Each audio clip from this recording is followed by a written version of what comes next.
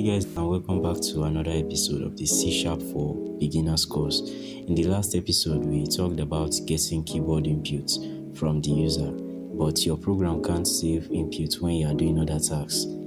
That can be fixed using variables.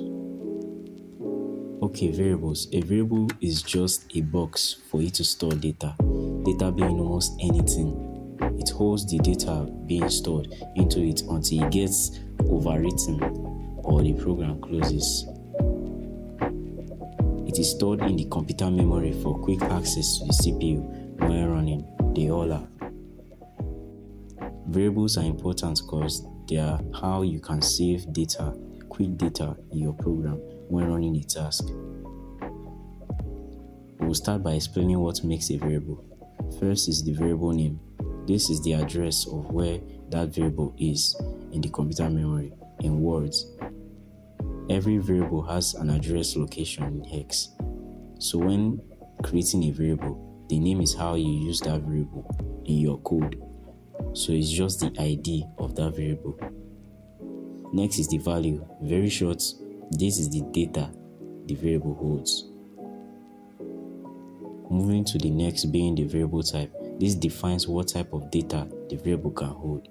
It has two categories, being the primitive types and the non-primitive data types.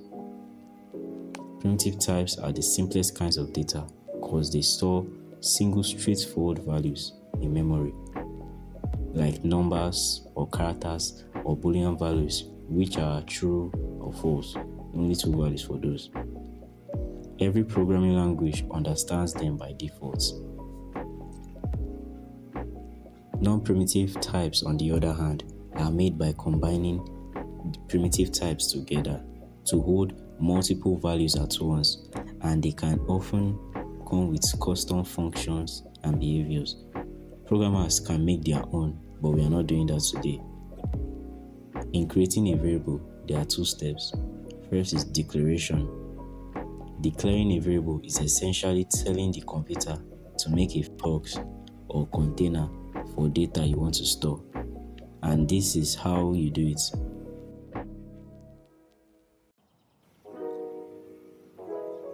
Next is initialization, and here we are giving the variable a starting value.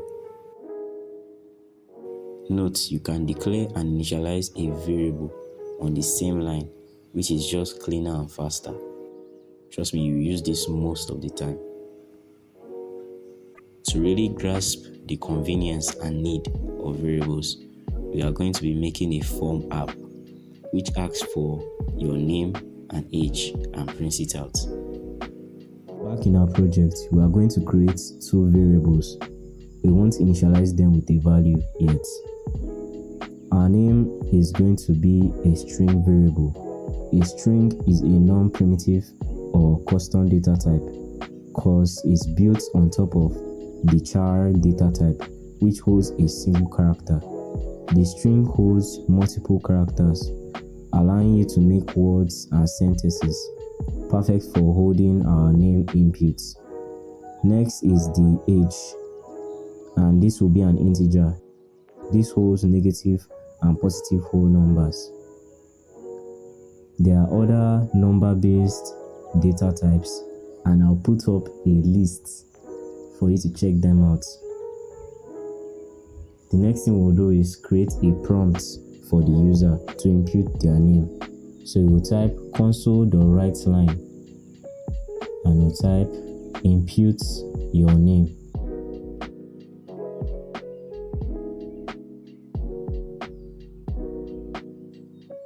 Next is to actually get the name from the keyboard input. We'll use the name variable and equals to, and we'll type console.readline. What this is called is assigning a value to a variable. So we're assigning the inputs from the keyboard to the name variable, and we're saving it to the memory until we're ready to use it. Next is to get the age.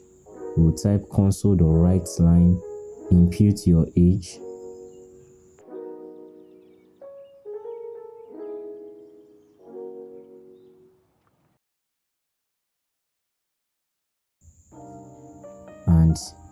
as the same as before, we'll type age equals to console.readline.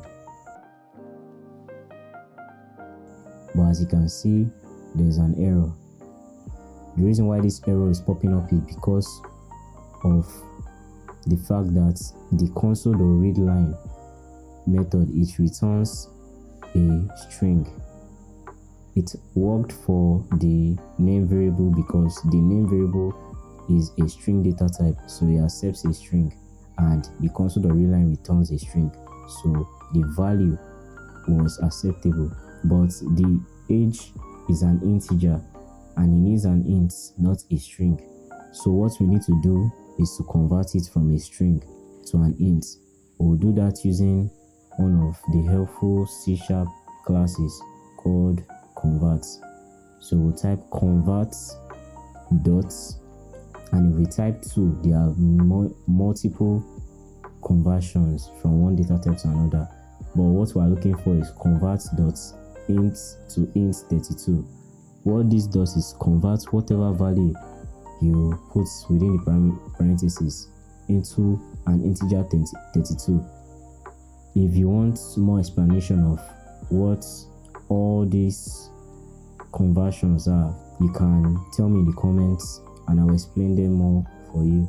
What is under memory management, and the reason why it's called an int 32 is because an integer is a variable which holds a 32-bit space in the computer memory.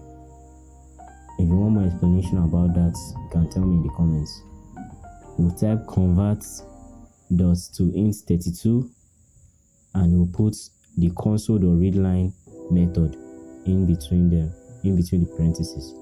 So that will get the value of the keyboard input, and the value will be imputed into the convert function to convert it to an integer, and that value after being converted will be saved into the age variable and is what we will use when we are printing out our message. So to print out our message, we'll type console.writeline and we'll add in the parentheses we'll type plus. We're adding this plus because we're going to combine a string literal with the value of a variable. This is called string concatenation. It's one of the many operations you can do with strings, but for now we want to convert the value of this variable, convert it to a string text, and you guide that value and you add it to the string. So we'll type plus, we'll use the name, the variable name, as a way to reference the value. So we'll type name, add another plus at the end. We'll type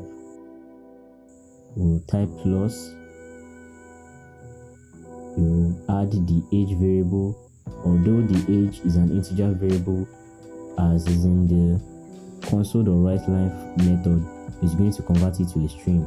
But if you want, you can convert it to a string using the toString function by typing dots to string. But as it's already in the writeline function, we'll do it by default, and we'll type years old. And don't forget to add the console.readKey method at the end. And if we run the program, we'll see that it asks for our name. So we'll type first, we'll press enter. Next is asking for our age. We'll type 19, press enter, and as you can see, hello Frost, 19 years old. Well, that's about it for variables for now. There's more you can do with it, and if you are curious, tell me in the comments what confuses you, if I left anything out, and if you are loving this series so far. If you love the videos, please like and subscribe and share to your friends. It really helps the channel. Thanks for watching and see you guys later.